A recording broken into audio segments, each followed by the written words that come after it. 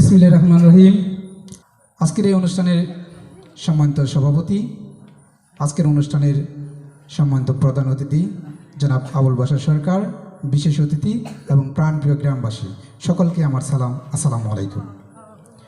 ইতিমধ্যে আপনারা অনেক কথাই শুনেছেন। আমাদের দুর্ভোগ, আমাদের সীমাহীন অভাব, সীমাবদ্ধতা, না পাওয়ার হতাশা, সব কিছু পেরিয়ে সামনে আমাদের এগিয়ে যেতে হবে, বাস্তবতার সম্মুখীন হতে হবে এবং এই সীমাহীন অভাবগুলো দূর করার জন্য আমাদের সকলে ঐক্যবদ্ধ হয়ে কিভাবে এই কাজগুলো আদায় করা যায় সেই লক্ষ্যে কাজ করতে হবে।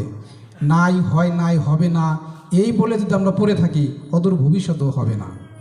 17 বছর হয় নাই, আমরা চলে আসছি। আজ থেকে আমরা সবাই ঐক্যবদ্ধ চেষ্টা করি, যেখানে যেভাবে চললে আমরা কাজগুলো করে নিতে পারবো, আমরা সকলে ঐক্যবদ্ধভাবে সেভাবে চলব। আগামীতে ত্রয়োদশ জাতীয় সংসদ নির্বাচন আসতেছে। আপনারা জানেন, মানিকগঞ্জের সবচেয়ে জনপ্রিয় নেত্রী, মানুষের কাছে সুপরিচিত মানিকগঞ্জ জেলা বিএনপির সংগ্রামী আহ্বায়ক আফরোজা খানম রীতা আপা আমাদের এই আসনে বিএনপির মনোনীত ধানের শীষ প্রতীক নিয়ে আসবেন। আমরা আশা করি আমাদের এই 8 নং ওয়ার্ডের সর্বোচ্চ ভোট দিয়ে আপাকে জয়যুক্ত করব। এটি হচ্ছে আমাদের দলীয় রাজনীতি অঙ্গীকার। আর আমি কিছু কথা বলবো গ্রামের উদ্দেশ্যে, আজকের প্রধান অতিথির উদ্দেশ্যে। আমরা আজকে যেভাবে ছোট্ট পরিসরে বসছি, আমরা চাই আমাদের এই চাওয়া, আমাদের এই দাবিগুলো আমাদের প্রিয় নেত্রী আফরোজা খানম রীতা আপার সামনে একটা দিন কথা বলার জন্য।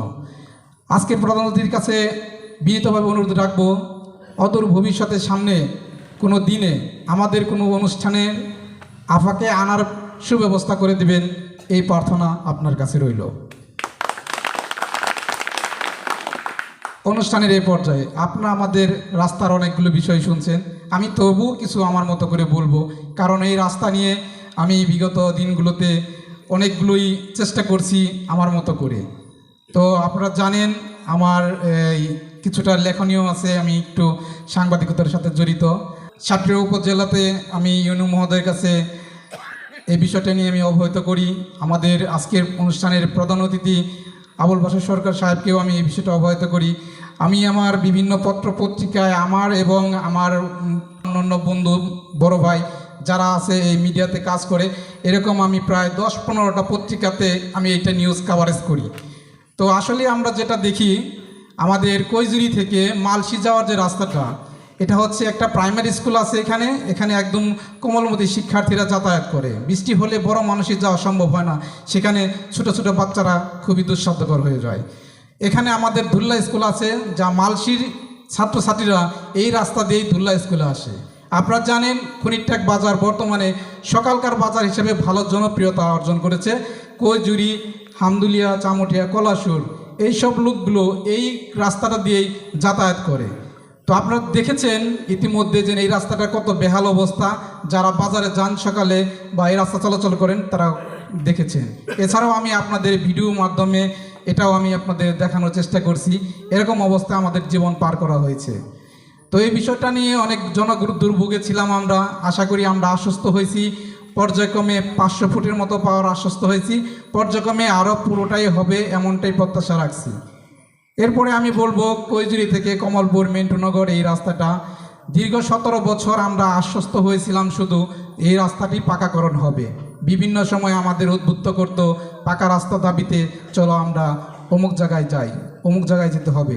আমরা গেছি, কিন্তু শুধু বুক ভরা হতাশা নিয়েই আজ 17 বছর সেই রাস্তার জন্য আবারও দাঁড়িয়েছি।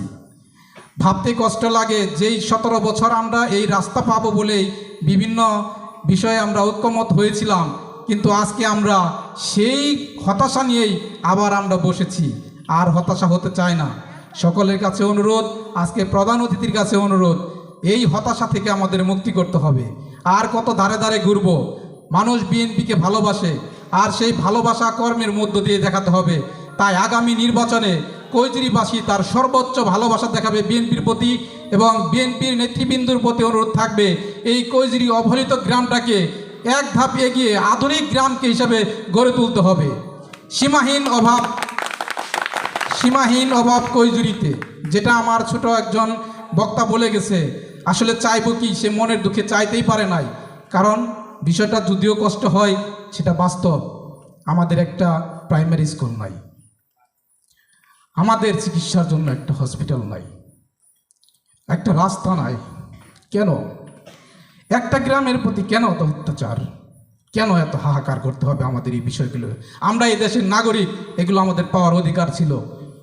যারা আমাদের পুঁজিবাদী করে এই বিষয়গুলো লুকিয়ে রেখেছিল, আজ আমরা এই বিএনপির ছায়াতলে এসে সেই জিনিসগুলো থেকে মুক্তি হতে চাই। কি ঠিক আছে নাকি? সকলের প্রতি অনুরোধ রাখবো এই বিষয়টাকে আমরা যেন ঐক্যবদ্ধভাবে ধরে রাখতে পারি। আগামীতে বিএনপি যদি সরকার গঠন করতে পারে, আমি আপনাদের পক্ষ থেকে বলেছি, আজকে প্রধান অতিথি আমাদের খুব দূরের লোক নয়, আমাদের ওয়ার্ডের লোক, আমাদের আপনজন লোক, সার্বক্ষণিক দেখা হয়। আর 60টি উপজেলায় সর্বোচ্চ পদধারী নেতা, তার জন্য আপার কাছে মন্ত্রণালয়ে যাওয়ার কোনো বিষয়ই না।